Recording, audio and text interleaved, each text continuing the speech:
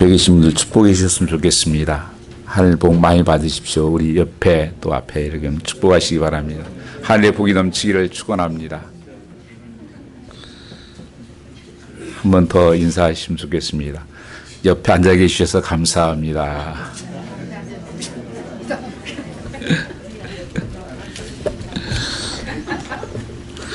여러분, 이 하나님 말씀을 덮지 마시고 성경 말씀을 이 마태복음에 똑같은 말씀이 또 기록되어 있습니다.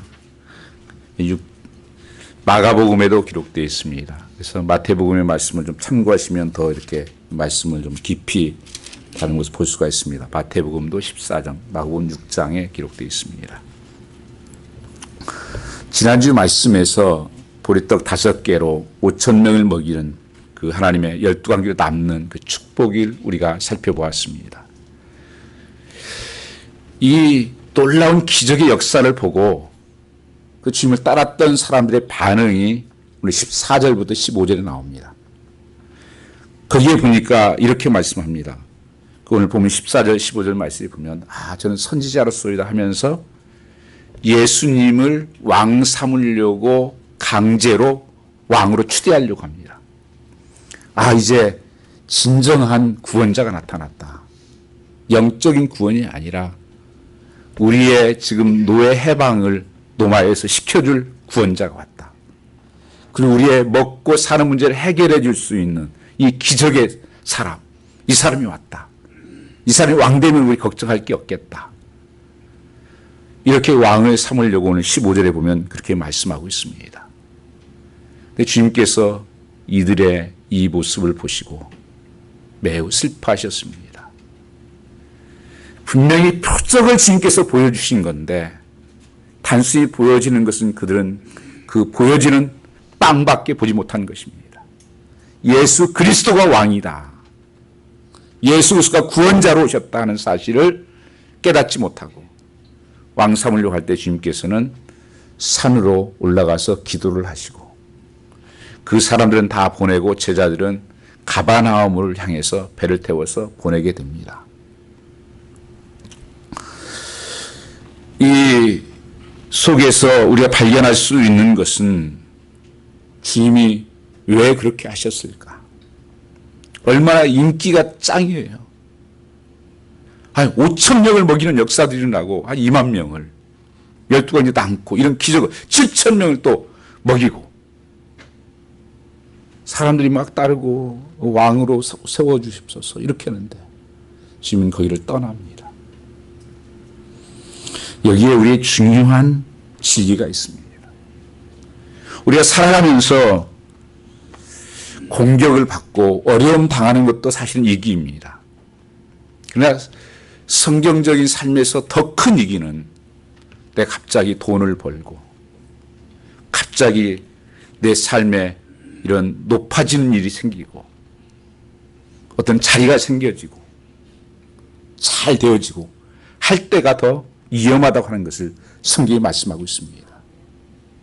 여기에 착각해서 내가 뭘 한 줄 알고 거기에 우쭐하고 많은 사람들이 지금 성도들이 넘어지고 이 사역자들이 목회자 넘어지는 이유가 여기에 있습니다. 그것을 누리려고 하는 거예요. 내가 한 줄 알고 그 인기를 누리려고 하고 그 명예를 누리려고 하고 주님께서는 그걸 모든 것을 버려두고 산에 올라가서 기도를 하고 계셨습니다. 그리고 제자들도 배를 태워서 가버나움으로 보내고 만다고 하는 것입니다. 예수님은 항상 어떤 위기 때마다 그리고 놀라운 기적을 행할 때마다 거기에 머물지 않고 산으로 기도하러 올라가셨던 것을 오늘 알 수가 있습니다. 그래서 하나님과 만나는 시간을 갖고 하나님을 바라보는 시간을 가졌다고 하는 것입니다. 이게 참된 기적을 보는 우리의 모습이어야 됩니다. 그 기적을 넘어 예수를 볼 수 있는 것. 이것이 표적이라는 것입니다. 이게 사인입니다. 이 예수님의 제자들이 배를 타고 태워서 가버나움으로 보냈습니다. 그런데 폭풍을 만나게 됩니다. 근데 제자들이 두려워하고 즉 놀랬다고 말씀하고 있습니다. 똑같은 본문의 마태복음 14장 22절 말씀해 보시면 그때 사실상 제자들은 예수를 재촉으로 거의 강제적으로 배를 태워서 건너편으로 가게 됐다고 하는 것을 말씀하고 있습니다. 자기들이 자원해서 간 게 아니에요. 주님께서 거의 밀어서 배를 태워서 가버나움 쪽으로 보냈습니다. 사단이 보낸 것도 아니에요.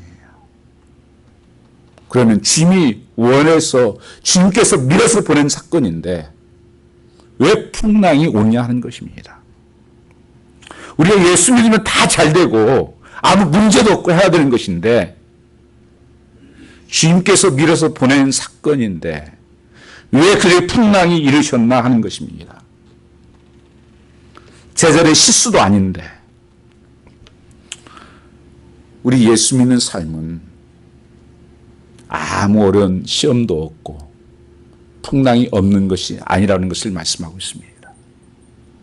예수 믿는 우리에게도 주의 말씀대로 산 우리에게도 때때로 이런 풍랑이 환난이 역경이 온다고 하는 것을 성경에서는 분명히 말씀하고 있다고 하는 것입니다. 그러면 오늘 이 본문에서 우리에게 주시고자 하는 메시지가 뭔가? 뭘 말씀하시려고 이 사건을 여기에 기록하고 이것을 표적이라고 부르시는가? 이 폭풍 속에 처음에 주께 버림받음이 아니다고 하는 뜻을 첫 번째 말씀하고 있습니다. 내 인생에 이런 고난과 폭풍과 이런 여러 가지 연약함이 올 때 나의 어떤 문제만이 아닌 주께서 나를 버림받은 것처럼 생각하지 말라는 것입니다. 우리는 그럴 때가 많습니다. 정말 하나님이 살아계셔? 내가 이렇게 얼마나 말씀대로 살려고 하는데 내 삶에 이런 고통이 오는가? 왜 역경이 찾아오는가?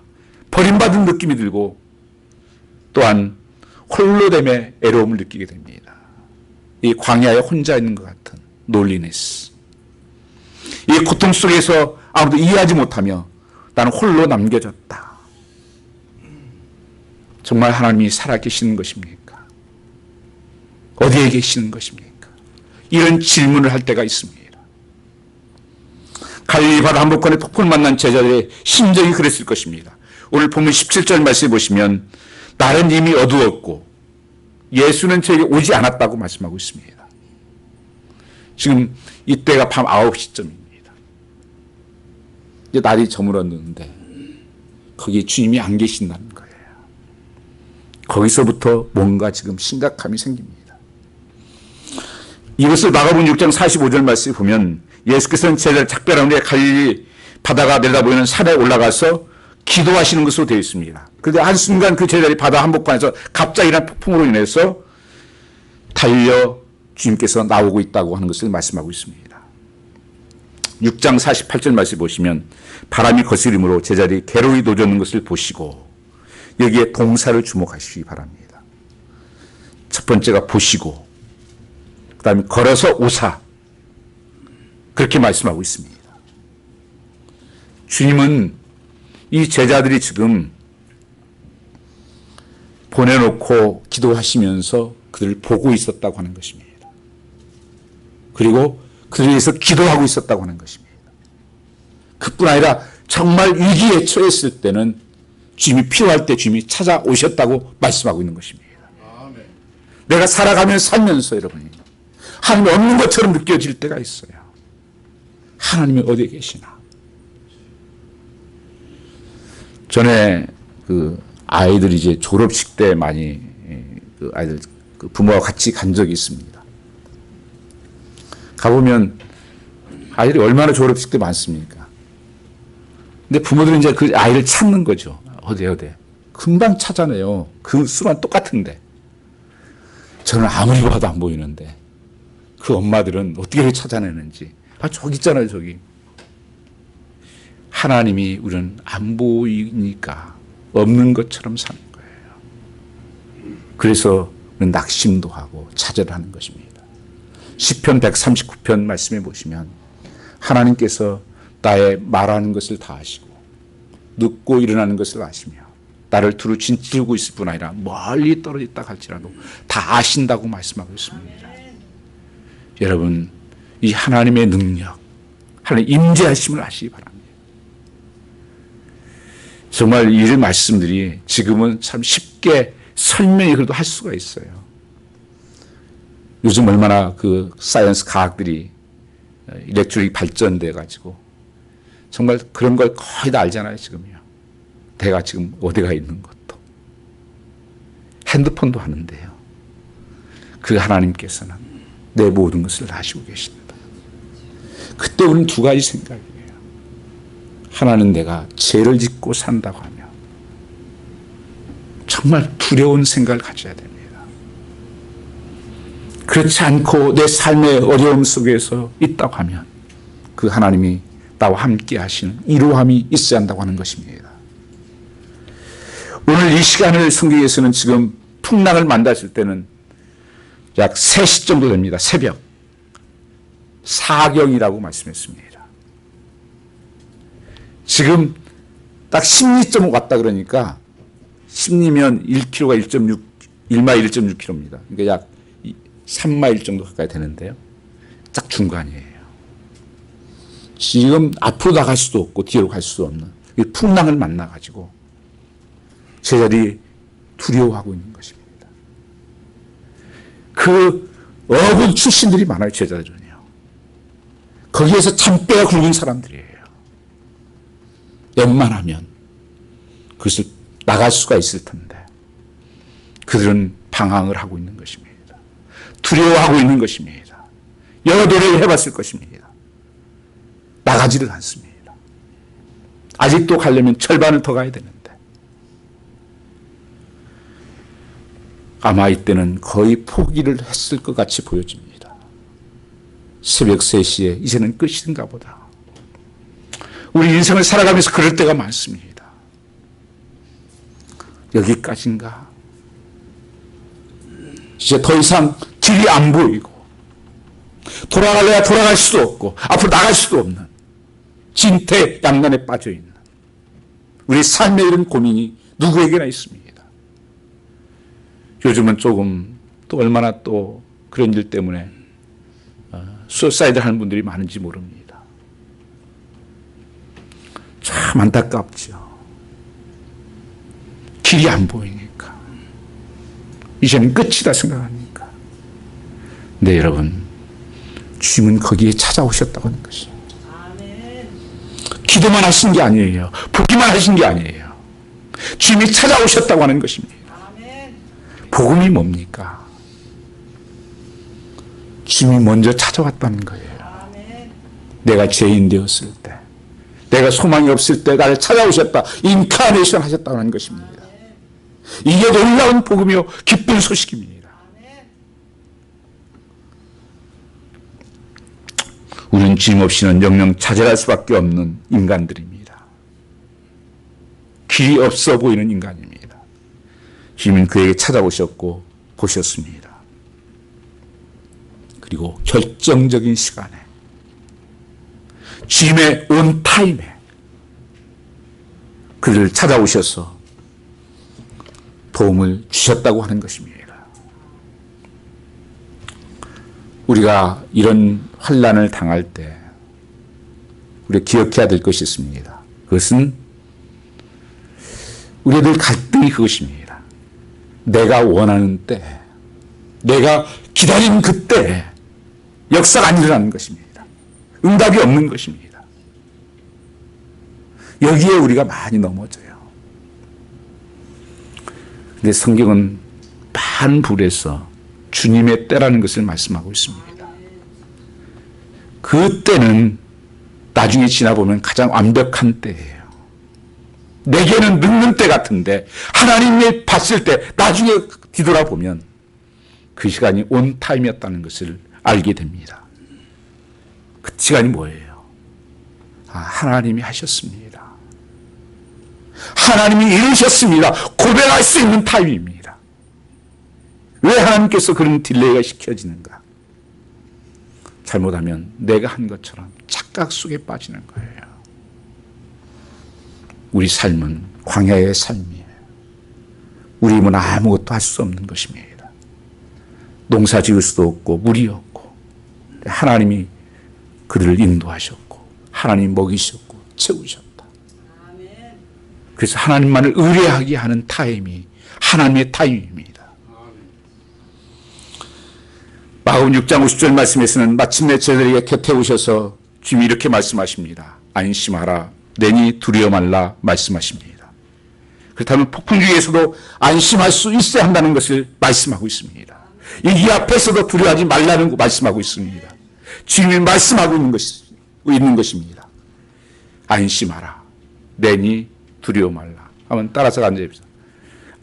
안심하라, 내니 두려워 말라. 오늘 여러분의 마음속에 하나님이 하고 있는 음성을 들으시길 바랍니다. 지금 어떤 환경에 있든 하나님의 관심은 저와 여러분이라고 하는 사실입니다. 그러므로 혼란과 역경이 다가왔다고도 두려워하거나 놀라지 말라고, 염려하지 말라고 말씀하는 것입니다. 에요, 주님이 다 나를 아시고 지금도 지켜보시고 주님께서 내게 오고 계신 분이십니다. 이사야 41장 10절 말씀 보면 두려워 말라, 내가 너와 함께함이라.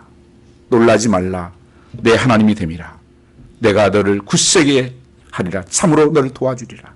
의로운 손으로 너를 붙들리라. 두려움과 염려는 하나님 주신 것이 아니에요. 사단의 공격이라는 사실을 믿으시기 바랍니다. 여호수아 1장 9절 말씀해 보시면 마음을 강하게 하고 담대하라. 두려워하고 놀라지 말라고 성경 말씀하십니다. 마태복음 6장 31절 말씀에 염려하여 이르기를 무엇을 먹을까, 무엇을 마실까, 입을까 염려하지 마라. Do not worry about. 이렇게 말씀하십니다. 공중에 나는 새를 봐라. 기르는 사람이 없는데 먹이시고 들에 핀 꽃을 보아라. 하물며 너일까 보냐 믿음이 없는 자들아. 책망하고 있는 것입니다. 마귀가 우리를 예수 믿지 못하도록 계속 두려움과 염려를 집어넣는 것입니다. 그러므로 우리는 두려움과 이 불신앙에 싸워야 하는 것입니다. 때로는 역경조차도 하나님께서 뜻이서 허락하여 주신 줄 믿고 이길 수 없게 하시는 예수님을 바라보는 것입니다. 신앙생활에 우리의 가장 환난을 당하는 사람이 욥기에 나오는 욥입니다. 어떻게 하루아침에 저렇게 될까? 다 무너집니다. 아내까지 떠나고 자식들 다 버리고. 근데 거기에 하나님의 놀라운 숨겨진 비밀이 있죠. 나중에 욥이 그 고백을 합니다. 전에는 주님을 귀로만 들었사온데 이제는 주의 얼굴로 내가 주를 보나이다. 그걸 통해서 하나님을 가까이 하게 되고 하는 놀라운 변장된 축복으로 임했던 것을 알 수가 있는 것입니다. 여러분, 주님을 바라보지 못하면 두려울 수밖에 없고 주님을 바라보면 두려움이 사라지는 것을 믿으시기 바랍니다. 제자는 예수님께 가까이 오셨을 때 너무 두려움에 사로잡혀 있었기 때문에 예수님 뭐라고 부릅니까? 유령이라고 부릅니다. 아, 유령 나타났다고. 그때 주님께서 제자들 향해서 안심하라. 이제 안심하라. 내니 두려워하지 말아라. 두려움에 사로잡힌 우리에게도 주님은 말씀하십니다. 디모데후서 1장 7절 말씀에 보면 하나님 우리에게 주신 것은 두려워하는 마음이 아니요 오직 능력과 사랑과 근신하는 마음이라고 하셨습니다. 우리가 생각지 못했던 기대하지 않았던 어떤 어려움을 당할 때 두려워하지 마십시오. 염려하지 마시기 바랍니다. 그건 제 말이 아니라 주님께서 오늘 우리에게 하고 있는 말씀이라고 하는 것입니다.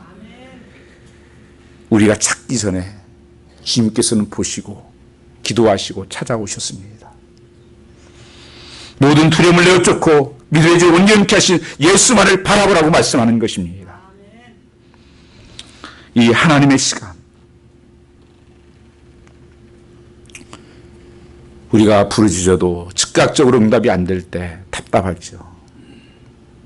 지금 도와달라고 주님께 안타깝게 간구하지만 주님은 개입할 때가 아니라고 미루는 같이 보일 때가 있습니다. 성경에 보면 엘리야의 갈멜산 기도에서 3년 6개월 동안 이스라엘 땅에 비가 오지 않습니다. 흉년의 고통을 당하고 있는데 엘리야는 간절히 기도합니다. 그 엘리야의 종에게 가서 기도 한참 하고 가서는 한 비 오는가 좀 봐라. 밖에 가서 오더니만 아무 비 안 오는데요. 또 가봐라. 또 기도하고 나서 또 가봐라. 7번째까지 가도 아무것도 없어요. 그때서야 작은 구름 하나가 보이죠.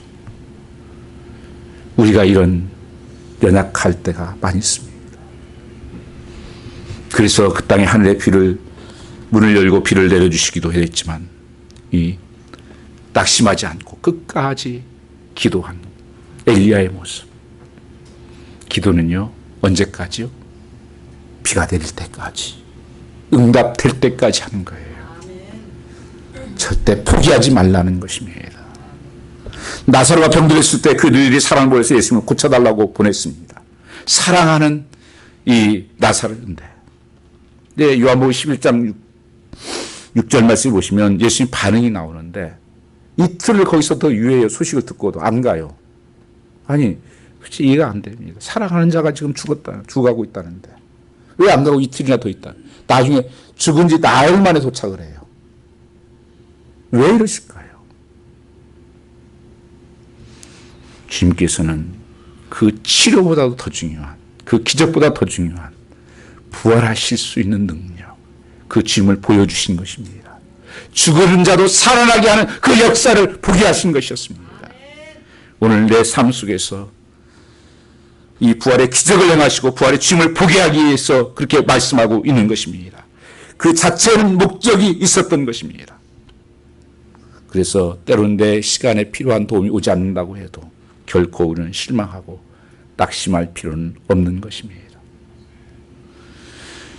세 번째 보면 주를 만난 그 삶 속에서 주께서 그들의 가야 될 목적지까지 주님이 인도하십니다. 19절 말씀 보면 제들이 지쳐갈 무렵, 거의 포기할 무렵 드디어 주님은 오셨습니다. 물을 걸어오셨습니다. 파도를 헤치며 오셨습니다. 어쩌면 제자리 위협했던 그 동일한 파도를 타고 주님 오셨다고 하는 것입니다.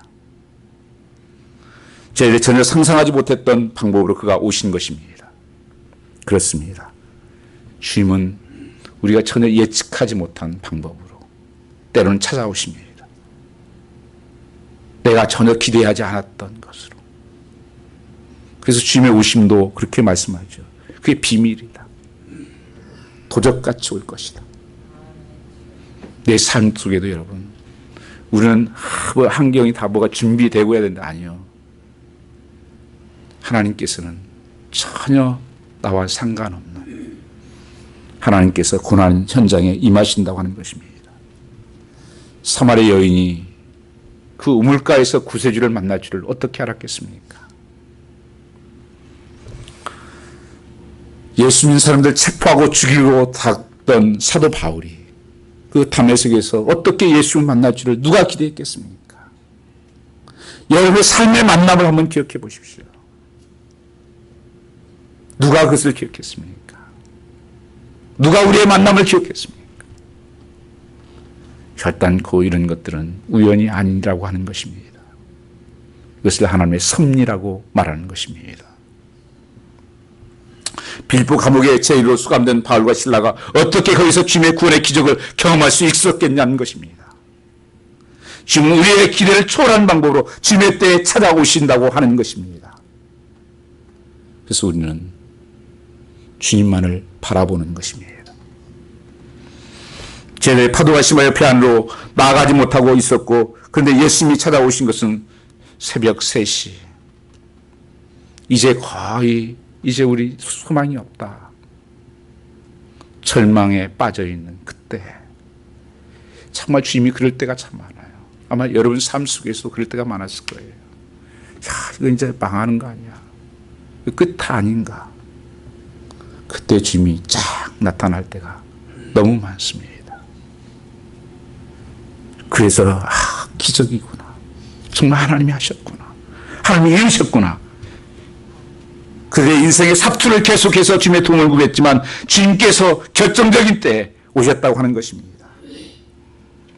그래서 때로는 응답이 없다고 그래서 낙심할 필요가 없습니다. 우리는 급하지만 그분은 매우 때와 다를 수가 있다고 하는 것입니다.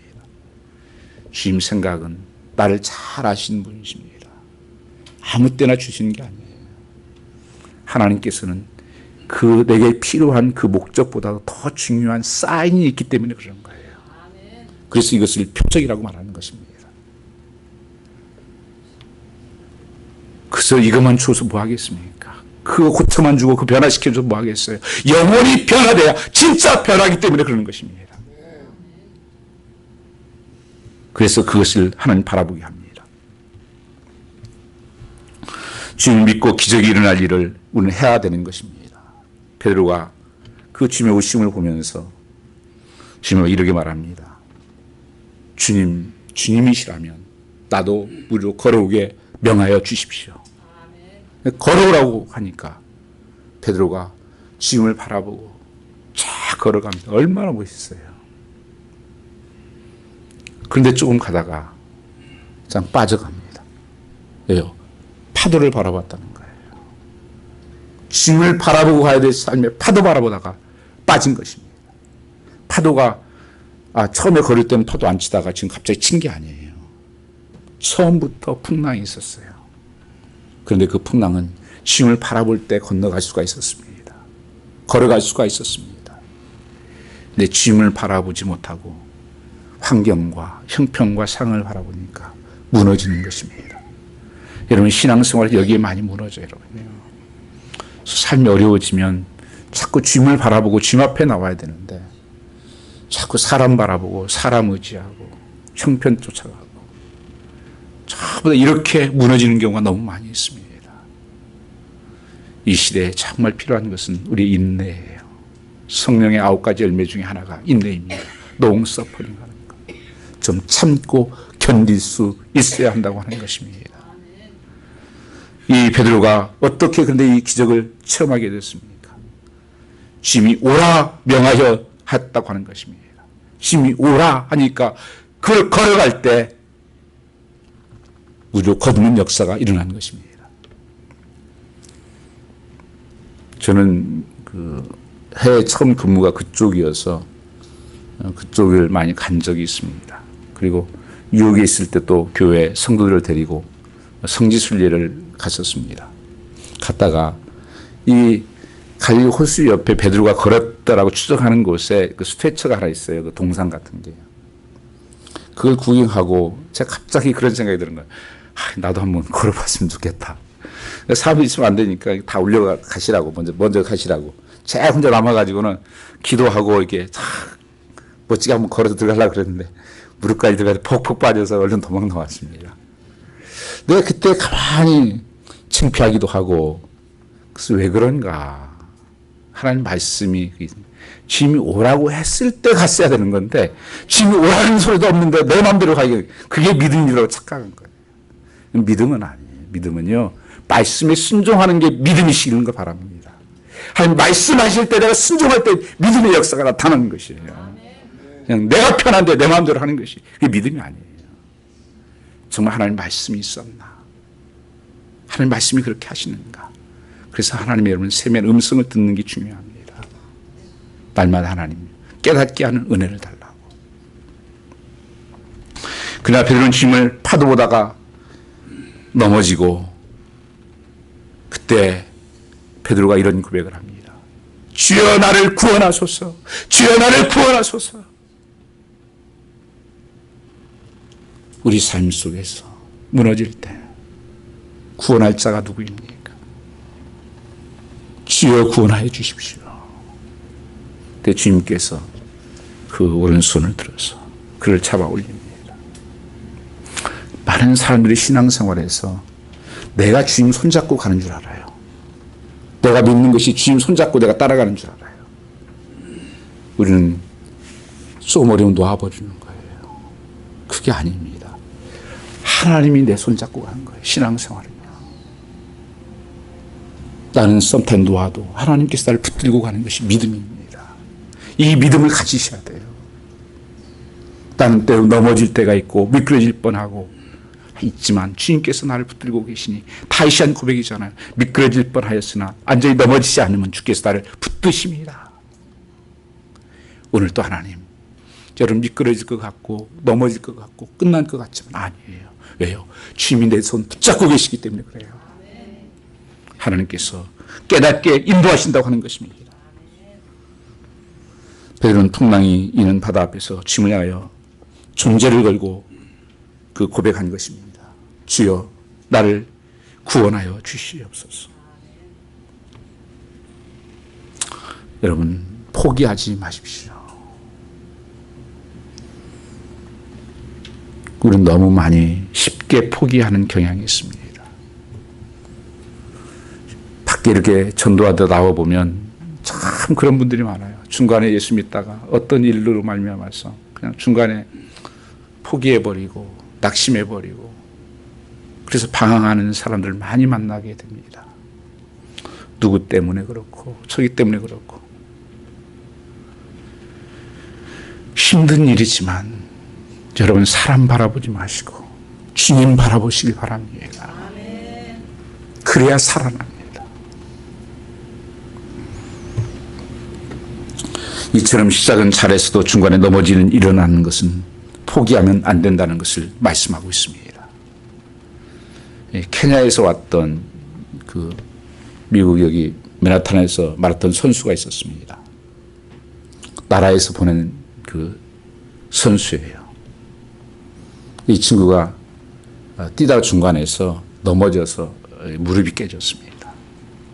그래서 피가 줄줄 흐르니까 뛸 수 없는 형편이 되고 앰뷸런스 와가지고 이게 뭐 뛸 수가 없다고 이제 스탑하라고.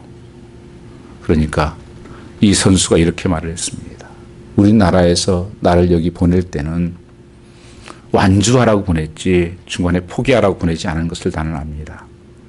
나는 끝까지 완주해야 됩니다. 그리고 7시간 몇 분 걸려서 완주를 했어요.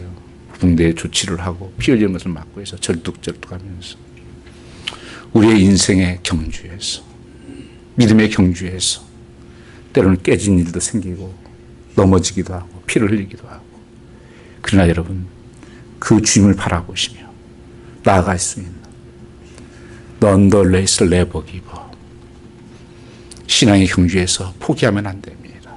끝까지 그 주님을 붙잡으시기 바랍니다. 아니 주님이 붙잡고 계심을 믿으시기 바랍니다. 하나님이 안 계신다. 기적은 없다. 하나님 계시면 이런 일이 생기냐. 사단은 계속 속이는 것입니다. 마귀는 천하의 거짓말쟁이에요.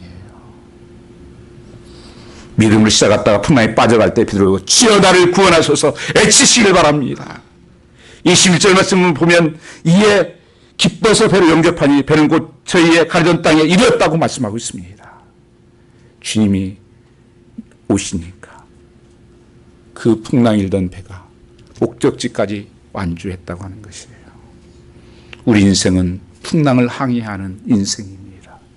그 길을 완전히 걸어서 갈 수 있게 하시는 것은 주님밖에 없어요. 이것을 갖다 성경에서는 구원이라고 보는 거예요. 우리가 바라보는 것이 어디예요? 천국입니다. 영원한 그 나라. 그것에 다다르게 하실 분은 주님밖에 없어요. 거기에 기쁨이 있었다 말씀합니다. 오늘이라고 하는 슬픔이 두려운 분들이 계시다면 이 슬픔 속에서 잊지 말아야 될 레슨이 있습니다. 주님이 보이지 않아도 응답이 보이지 않아도 상황이 빨리 개선되지 않아도 이 폭풍 가운데 주님은 우리를 지켜보고 계시고 함께 하시고 내게 지금 찾아오셔서 나를 붙들어 주신 분이다. 나는 분명히 도착할 것이다. 나는 완주할 것이다. 이런 모래의 발작이라는 시와 그림을 아실 것입니다. 어떤 한 사람이 나 인생의 발자국을 뒤돌아보면서 주님이 항상 내가 너와 함께 하겠다고 그렇게 약속을 믿고 걸어왔었는데 어느 발걸음을 가다 보니까 주님들 같이 가던 발걸음이 없어진 때가 많이 있어요. 발자국이 하나밖에 없어요. 이상하다. 그때를 보니까 내가 정말 힘들고 어려울 때였어요. 그때 주님께 묻습니다. 주님, 아니 내가 주님들 함께 하시겠다고 말씀하셨으면서 끝까지 하셔야지. 내가 힘들고 어려울 때는 왜 어디를 가셨습니까? 그때 주님이 이렇게 말씀하시죠. 네가 지치고 아프고 힘들 때, 걸을 수 없을 때 내가 너를 안고 걸어갔었단다. 늘 나는 너와 함께 있었다. 그렇게 하는 유명한 그 풋프린트라고 하는 글에 나오는 내용입니다. 그건 사실입니다. 주님께서는 이 양들을 치시면서 항상 지팡이와 막대기를 가지고 다녔어요. 목자는 다른 길로 가면 툭툭 쳐가지고 이렇게 들어가게 하고, 아픈 양들이 있으면 칼쿠리에 거기에 지팡이로 딱 끼워가지고 끼고 들고 가고, 주님이 그렇게 우리를 사랑하시고 우리를 보호하시고 인도하시고 계시다고 하는 것입니다.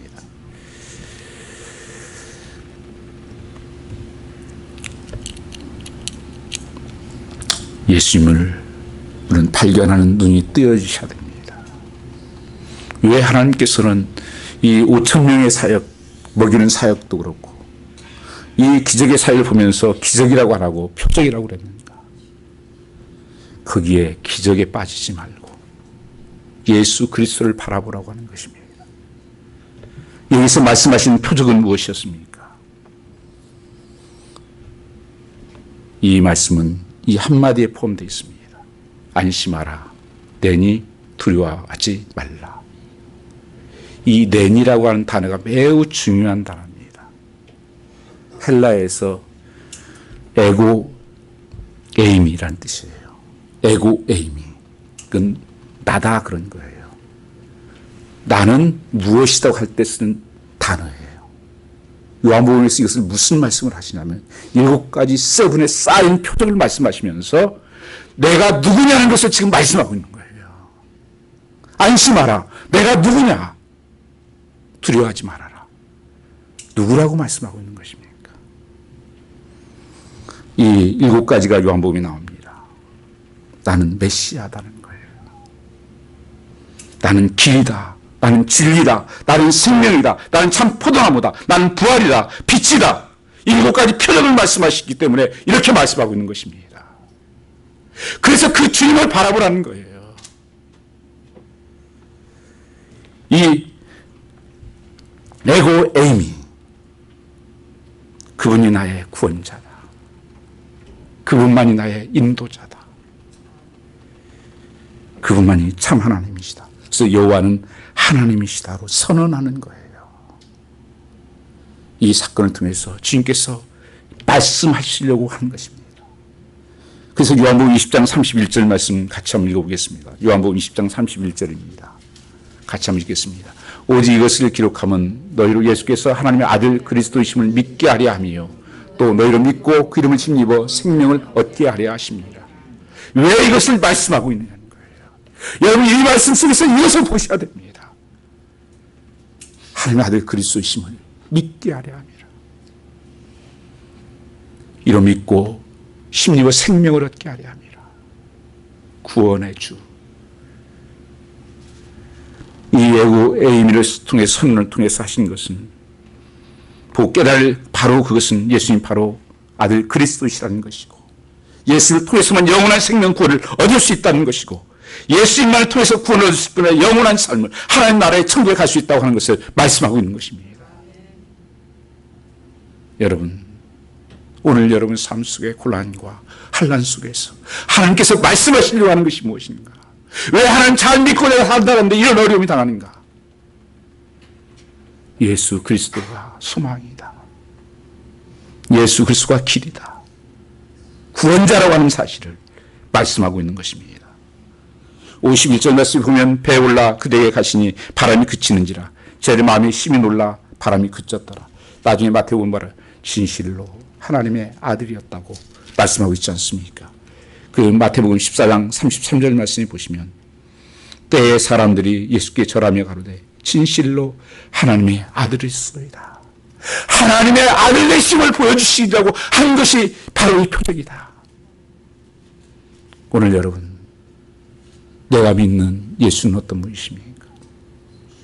진실로 하나님의 아들이십니까? 진실로 그분이 나의 구원자이십니까?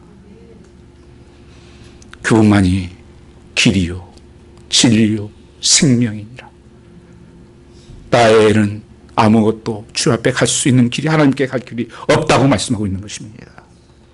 오늘 주님께서는 내가 타고 있는 인생이라는 이 작은 배 때는 눈물 짓고 고통스러운데 인생의 뱃절에 가까이 오셔서 이렇게 말씀하십니다. 안심하라.